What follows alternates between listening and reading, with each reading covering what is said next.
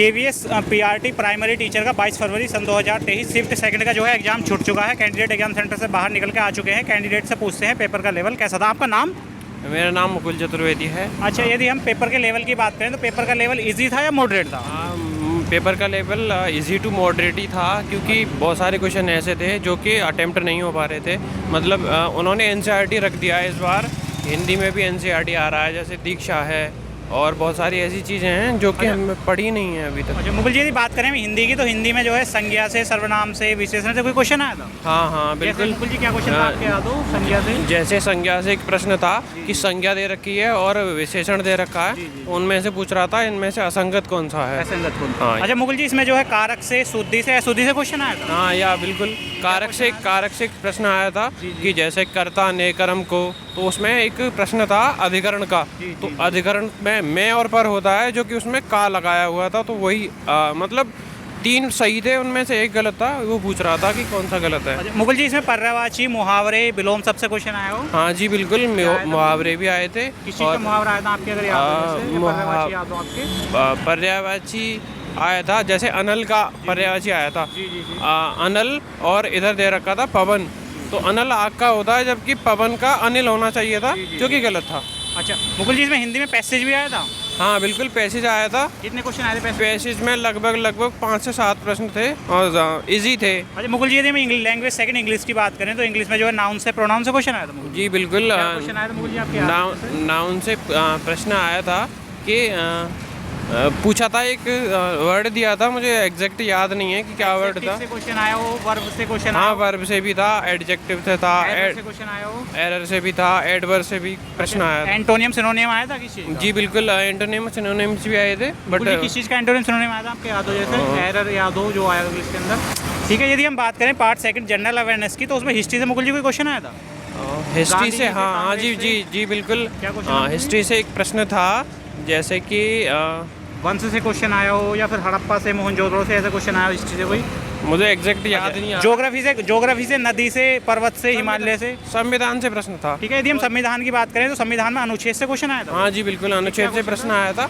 अनुच्छेद में पूछ रहा था वो कि बच्चे जो पढ़ते हैं वो कौन से आर्टिकल में होता है। जैसे 6 से 14 जो आर्टिकल होता है, आयु के बच्चों को कौन से आर्टिकल में रखा गया है। अच्छा मुकुल जी, इसमें मौलिक अधिकार, नीति निर्देशक तत्व से क्वेश्चन आया था कोई संविधान के अंदर? विधानसभा, लोकसभा, राज्यसभा, राष्ट्रपति, इससे कोई क्वेश्चन आया? नहीं, इससे कोई प्रश्न। मुकुल जी हम इकोनॉमी की बात करें तो इकोनॉमी में GDP GNP से क्वेश्चन आया था? नहीं, ऐसा कोई प्रश्न नहीं। पॉवर्टी से क्वेश्चन आया हो? ना। अच्छा मुकुल जी, हम रीजनिंग की बात करें, रीजनिंग में जो सिटिंग अरेंजमेंट से क्वेश्चन आया था? हाँ जी बिल्कुल, सीटिंग अरेंजमेंट से प्रश्न आया था, जिसमें कि 8 लोगों को एक साथ बिठाना था। 8 लोग, ABCDEFGH करके थे। वो भी प्रश्न सही था।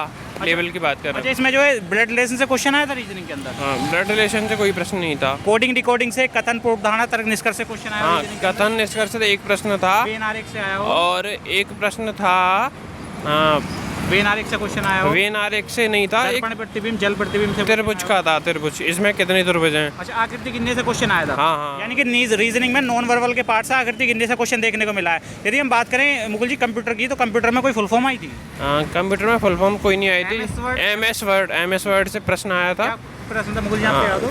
ऐसे प्रश्न MS वर्ड, MS एक्सेल से भी प्रश्न था। बट हार्डवेयर, सॉफ्टवेयर से भी प्रश्न था। बिल्कुल। आउटपुट से क्वेश्चन था? नहीं, बस ये 3-4-5 प्रश्न थे। 4-5 क्वेश्चन थे। अच्छा मुकुल जी, हम पेडागोजी की बात करें तो पेडागोजी में जो है टीचिंग लर्निंग से क्वेश्चन आया था? पावला, हाँ बिल्कुल, टीचिंग लर्निंग से नहीं आया था। बस एक ये आया था कि अक्षमता क्या है। हाँ, विकार के एक प्रश्न था कि किशोरावस्था, इससे कोई क्वेश्चन आया था? किशोरावस्था से हाँ प्रश्न थे। क्या क्वेश्चन था पेडागोजी का आपके याद हो जैसे? विकास के क्षेत्र किशोरावस्था से क्वेश्चन हो, या जैसे जो NEP 2020 या 2005 न्यू एजुकेशन पॉलिसी, उससे क्वेश्चन आया था? हाँ बिल्कुल, कम से कम 10 से 12 प्रश्न थे NEP से। अच्छा, क्या क्वेश्चन थे आपके जैसे याद हो? जैसे एक प्रश्न था कि जो NEP 2020 लगाया गया है, इससे पहले या किसके बाद लगाया गया है। जैसे कि ऑप्शन थे 1986, 200, मतलब 2005, मतलब जो NCERT का कैरिकुलम था वो, और 3-4 ऑप्शन थे ऐसे करके।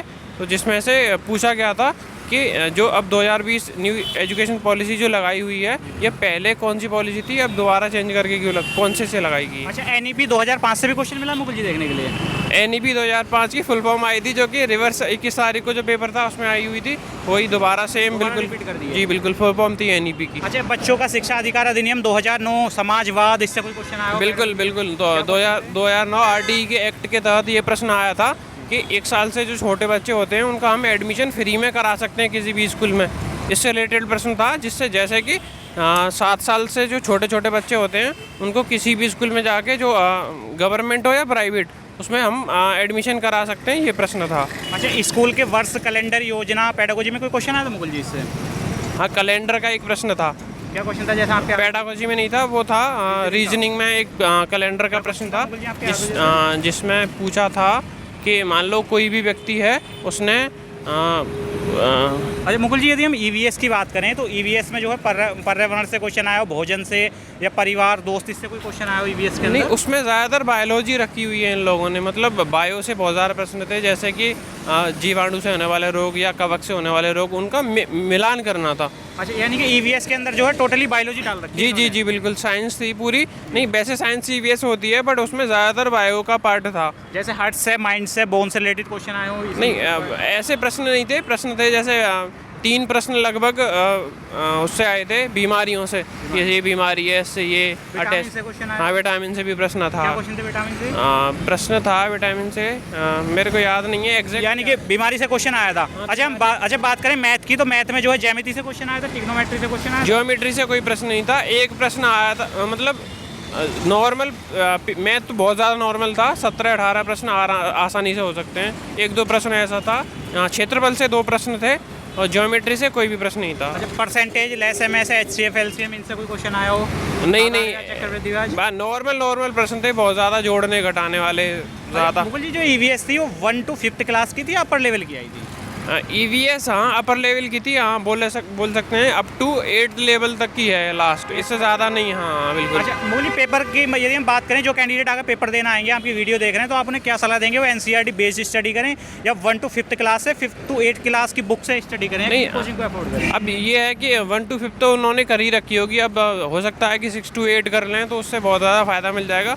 और जैसा कि हिंदी में कुछ प्रश्न थे जो कि NCERT से रखे हुए उन्होंने, जैसे कि किसी भी पार्ट का नाम दे दिया, उससे पूछा गया है कि ये कौन से पार्ट से है, या इसको किसने किया था। ऐसे एक प्रश्न था, एक लेडीज़ थी, पता नहीं कौन, उसके पास पहिए का एक वो था, जैसे जो दिव्यांगजन बैठे हुए होते हैं, उसको कौन लेके गया था वहाँ पे। ये लगभग मुझे याद नहीं है, मैंने पढ़ा नहीं है, इसलिए मैं कह रहा हूँ कि जो NCERT बेस जो प्रश्न हैं उन्हें पढ़ के जाएं। अच्छा, रिमझिम से हिंदी के अंदर क्वेश्चन? हाँ बिल्कुल सर, रिमझिम से कम 4 से 5 प्रश्न थे हिंदी में। अच्छा, मुकुल जी, आपका पहला अटेम्प्ट है, दूसरा था? मेरा पहला ही अटेम्प्ट है। इससे पहले मैं अभी B.Ed करके पहला ही KVS का अटेम्प्ट है। हाँ जी। अच्छा, इसमें टाइम मैनेजमेंट की कोई प्रॉब्लम है या सही? नहीं, टाइम मैनेजमेंट की कोई भी प्रॉब्लम नहीं हुई इसलिए नहीं, क्योंकि तैयारी ज़्यादा बेटर थी नहीं।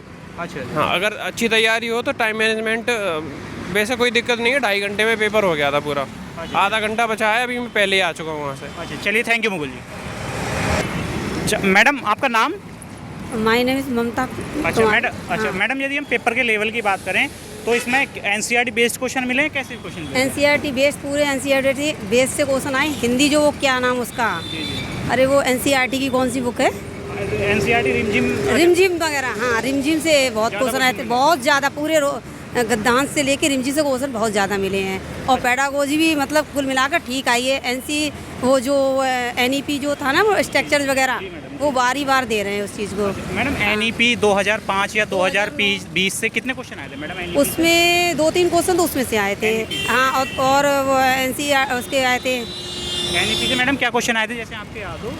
एक तो स्ट्रक्चर आया था, वो जो स्ट्रक्चर जो NEP में दिया है, वो स्ट्रक्चर वगैरह दिए थे। और भी ये कुछ ध्यान नहीं आ रहा है। अच्छा मैडम, जैसे किशोर अवस्था, विकास के क्षेत्र, इससे क्वेश्चन आए थे? जी बिल्कुल आए थे। अच्छा मैडम, इससे 2-3 क्वेश्चन आए थे। 2-3 क्वेश्चन आए थे। हाँ। अच्छा मैडम, जो टीचिंग लर्निंग है, टीचिंग लर्निंग में जो है जीन पावलाव, कोलवर्ग, जीन पियाजे, इससे क्वेश्चन मिला? इससे नहीं, इससे कोई क्वेश्चन नहीं मिला है। अच्छा मैडम, जो बच्चों का शिक्षा अधिकार अधिनियम 2009 है, उससे 2005 से क्वेश्चन आया, 2009 से भी आया है शिक्षा का अधिकार। हाँ। अच्छा मैडम, जो पेडागोजी थी, वो मतलब पेडागोजी का लेवल इजी था या थोड़ा हार्ड था? NCERT थोड़ा मतलब थोड़ा इजी था और थोड़ा हार्ड भी था, मतलब जो वही है कि जो अपने अकॉर्डिंग जो कर ले रहा वो मतलब। मैडम यदि हम ईवीएस की बात करें तो मैडम ईवीएस से जो क्वेश्चन आए थे वो पर्यावरण से, भोजन से रिलेटेड क्वेश्चन है। बिल्कुल बिल्कुल भोजन से आए थे। वो आया था वो फाख्ता जो कहाँ पर अपना घोंसला बनाती है। हाँ, ये क्वेश्चन ईवीएस से ऐसे आए थे क्वेश्चन। मैडम जो ईवीएस का लेवल था वो level 1st to 5th class के अकॉर्डिंग लेवल था या 5th to 8th क्लास के अकॉर्डिंग ईवीएस का लेवल आया था? ये 5th से 8th तक का भी आया था, 1st to 5th का भी आया था। ईवीएस का लेवल। जी जी जी। अच्छा मैडम ईवीएस का कोई क्वेश्चन आपके याद हो जैसे? उसमें एक क्वेश्चन ऐसा था वो, अरे क्या बताऊँ, एनसीईआरटी का। मैडम यदि हम बात करें हिंदी की तो हिंदी में संज्ञा से, सर्वनाम से, अलंकार, विशेषण आया, संज्ञा आया, सर्वनाम आया, ये सभी आ रहे, व्याकरण अच्छे से आ रही है। मैडम कारक से, शुद्धि से, अशुद्धि से क्वेश्चन शुद्धि हाँ आए, कारक से, कारक संबंधित भी आए थे क्वेश्चन। मैडम जैसे क्या क्वेश्चन था आपके याद हो कारक का कोई क्वेश्चन? उसमें यही पूछ लिया था कि ये पहचानी, ये करता है, ये कर्म है, किसके अकॉर्डिंग है, ये पूछा था सर। अच्छा मैडम यदि हम इंग्लिश की बात करें तो इंग्लिश में नाउन से क्वेश्चन आया हो, प्रोनाउन से? जी जी बिल्कुल ग्रामर ऐसी है कि मतलब इसको आइडेंटिफाइड कीजिए कि ये नाउन है, ये एडवर्ब है, यही फिल इन द ब्लैंक्स है, प्रोपोजिशन है, ये सब उसी तरह से आए। मैडम प्रीपोजिशन से, एरर से, एक्टिव पैसिव से कोई काम का क्वेश्चन याद हो इंग्लिश के कोई आया हो जैसे? अच्छा मैडम यदि हम बात करें रीजनिंग की तो रीजनिंग में जो सिटिंग अरेंजमेंट से कोई क्वेश्चन आया था? रीजनिंग से क्वेश्चन आया? नो। कोडिंग डिकोडिंग से कोई क्वेश्चन आया हो? कोडिंग डिकोडिंग से नहीं आया। कैलेंडर से कोई रीजनिंग के? नो। अच्छा मैडम यदि हम बात करें कंप्यूटर की तो कंप्यूटर में जो कोई फुल फॉर्म आई थी मैडम? कंप्यूटर जो आपका सब्जेक्ट था उसमें कोई फुल फॉर्म आई थी? MS Word, MS Excel, input device, output device, software, hardware? नहीं, ये कुछ नहीं दिया था। नो। अच्छा मैडम यदि हम बात करें इसमें जो है जनरल अवेयरनेस की, हिस्ट्री से कोई क्वेश्चन मिला देखने के लिए? प्राचीन, मध्य, आधुनिक हिस्ट्री से कोई क्वेश्चन मिला देखने के लिए? हिस्ट्री से अभी मुझे ध्यान नहीं। ज्योग्राफी से कोई क्वेश्चन आया हो? नदी, पर्वत, हिमालय से? नो। जो यानी इकोनॉमी से कोई क्वेश्चन आया हो? इकोनॉमिक्स से भी नहीं आया। संविधान से, अनुच्छेद से क्वेश्चन आया हो? आया। मैडम क्या क्वेश्चन था? एक शिक्षा का अधिकार अधिनियम से आया था, 6 से 14 वर्ष वाला वो आया था। अच्छा मैडम तो ये पूछ लिया है कि मतलब नहीं कौन सा है, मतलब और सारे ऑब्जेक्ट वो दे दिए और एक उसमें बड़े स्तर से दे दिया तो वही नहीं था, ऐसे पूछ लिया। अच्छा मैडम जो पेपर का लेवल था वो मतलब जो कैंडिडेट आगे पेपर देना आएंगे आप उन्हें क्या सलाह देंगे? वो मतलब किसी कोचिंग को अफोर्ड करें या 1 to 5th क्लास के अकॉर्डिंग स्टडी करके आएँ, क्या करें? जी एनसीईआरटी की पूरी तैयारी करें और थोड़ा यूट्यूब की भी मदद लें। यूट्यूब ने बहुत सारा दिया है, यूट्यूब से तो बहुत ही ज़्यादा है। अच्छा मैडम आपका पहला टाइम था दूसरा टाइम था? जी मेरा दूसरा टाइम था। दूसरा टाइम था जी। अच्छा यानी कि ओवरऑल पेपर का लेवल सही था? जी बिल्कुल। अच्छा जी चलिए मैडम थैंक यू। यानी कि जो पेपर का लेवल था वो थोड़ा मॉडरेट लेवल का था। तो चैनल को सब्सक्राइब करें, वीडियो को लाइक करें, वीडियो को ज़्यादा से ज़्यादा शेयर करें। आपकी कुछ भी क्वेरी आप हमें कमेंट बॉक्स में करके बता सकते हैं। चलिए थैंक यू।